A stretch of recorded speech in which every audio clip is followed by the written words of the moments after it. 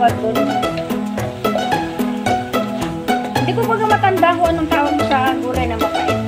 Mustasa! Ayan.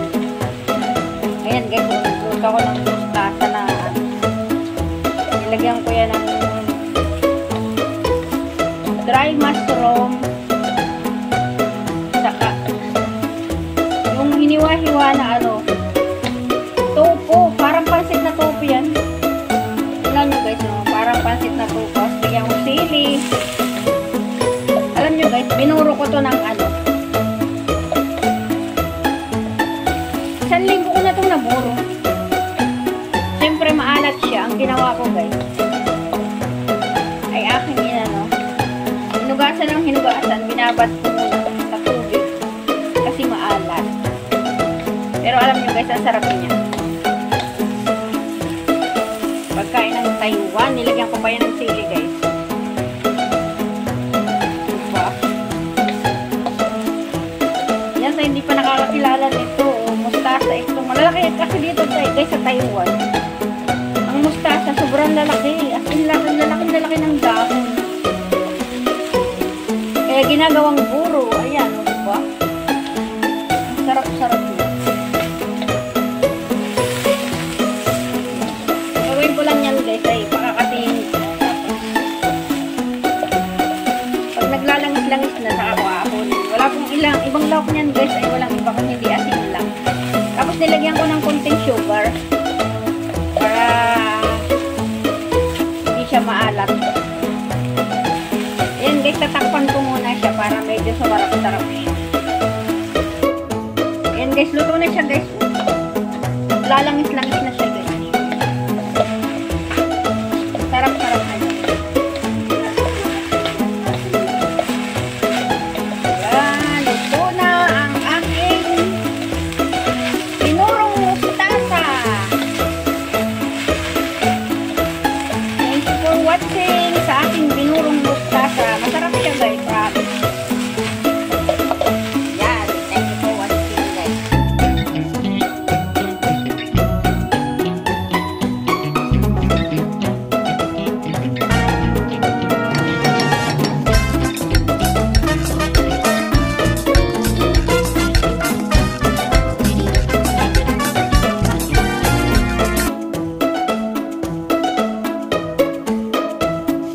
Hi guys! Magluluto na naman ako ng isang katilbaan dito ako sa kusina guys. Ayan, magluluto ako nito karne. Iniling na karne.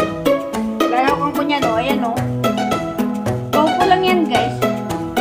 Tapos yan o. Lalawakan natin yan. Tayo maglalahok. Ayan.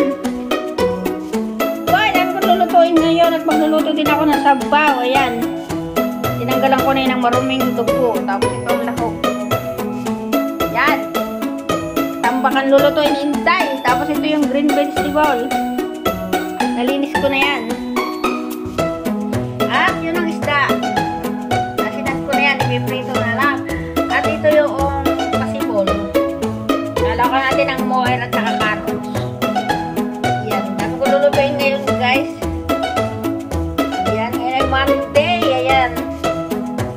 Bigla-bigla na lang ako pinagluto. Nadating kasi mga anak ng alaga. Dapat kanina ko pa ito nariti. Ngayon, undas pa lulutuin ko. Ay, nako. Okay na guys, mag-umpisa na ako magluto. Ayan. Mag-umpisa ni Sinte magluto. Ayan, at dahil mabilis ang pagluluto na guys, pinagsabay ko na ito. Karne at saka yung sabaw. Ayan. Pinapakulo ko na yan, saka ko lalagyan ng rekado. Ayan, sabay-sabay ko na yan niluluto. Tapos ito, hiwain ko yung palagay sa karne. Ayan, lawak niyan guys ang karne. Ayan. Ito yung cucumber. Tapos ito yung panlawak sa nilaga. Di ba, amilis ko lang nakapag-iwa. Doon talaga kabili si Intay sa kusina. Ngayon guys, ayan ay akin muna papakatihin bago ko ilagay ang rekado. Habang pinapakati ko yan guys ay tatapusin kong hiwain yung rekado. Okay. Ayan, kating-kating ito guys. Pwede nang lawakan ng rekado. At ito namang nilaga ko, pwede na lagyan rekado niya. Ayan. Sabay-sabay talaga pagluluto ko guys. Ayan ko lang kumulo.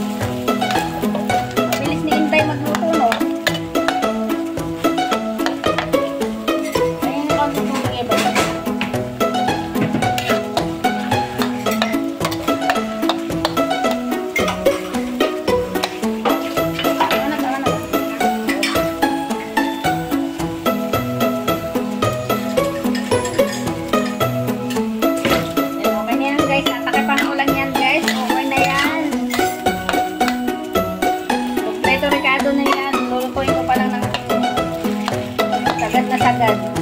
Okay. Ayan na guys, tingnan nyo naman. Maluluto na siya. Sarap na sarap na. Ganyan ako kabis magluto. Yan o, nahiwa ko na din yan o. Igisa ko na lang yan o. Diba? Bilis. Ayan. Wait lang, tingnan natin yung ating nilagang baboy. Yan, maluluto na din ang nilaga. Yan o. Diba pwede naman pagsabay-sabay magluto o. Yan, pag nagmamadali ka pwede magsabay-sabay magluto. Yan, basta bago mag 6 o'clock, luto na lahat yan guys, promise. Ito, medyo kakatihin lang ng konti yan at luto na yan. Complito Ricardo, ang sarap.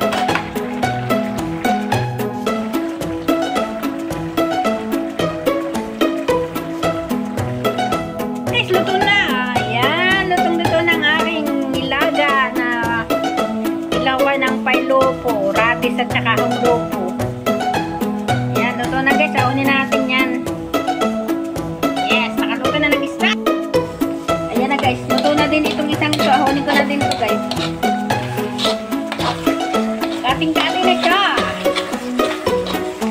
Ayan, ahonin ko na. Luto na siya.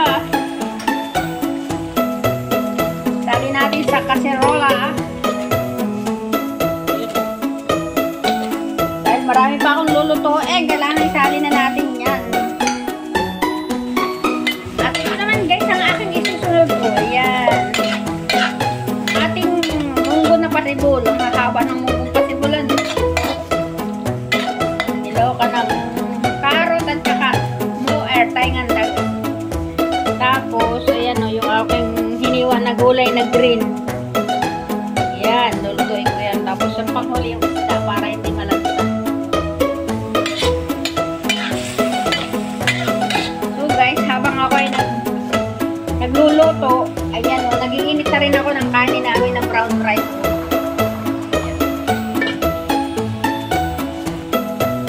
Pinagsasabay-sabay ko na kasi nga nagmamadali ako.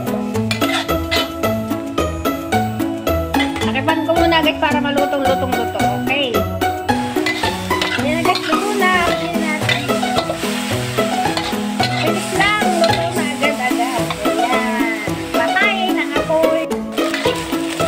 Ito naman guys yung muling niluluto. Parang may napasap. Ganda-ganda. Napapasama.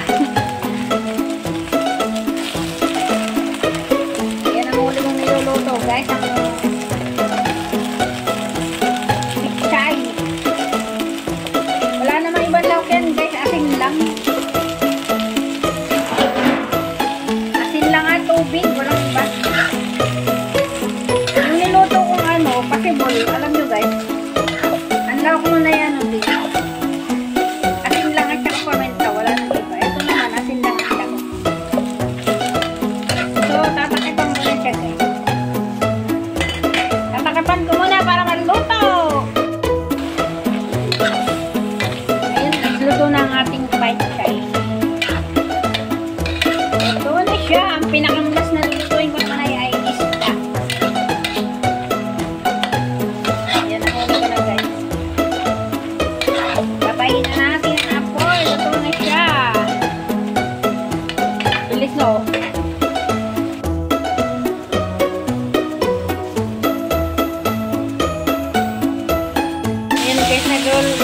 Ang lak na niluluto ko ay isda na sutawi. Yan guys ay pagkain ng katulong. Pang mahirap lang yan guys na isda. Pero yung mga amo ko, mahirap lang sila. Kaya kahit anong isda, kinakain nila. Pang mahirap na isda lang yan guys. Ang pangit ng isda. Siguro hindi yung sariwa. Kaya nagkaganyan. Ayan. Oh, pangit ng isda na naluto ko. Pangit ang pagkakaluto. Pagpasensyaan nyo na guys. Ayan, ang panghuling luto. Pwede na yan. At dito na nagtatapos ang aking pagluluto. Ayan ang isda. Pichay, yung pasibol. Ayan yung karne ko guys na niluto. Sarap. Eto, ininit ko lang yan. Galing yan sa simbahan. Ayan naman yung pag isang linggo namin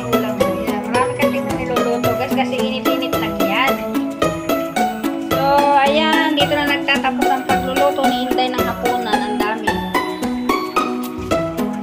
Hindi ko na pinakita yung ano yun. Yung itakip na yun ay brown rice. Tapos ito yung aking nilaga.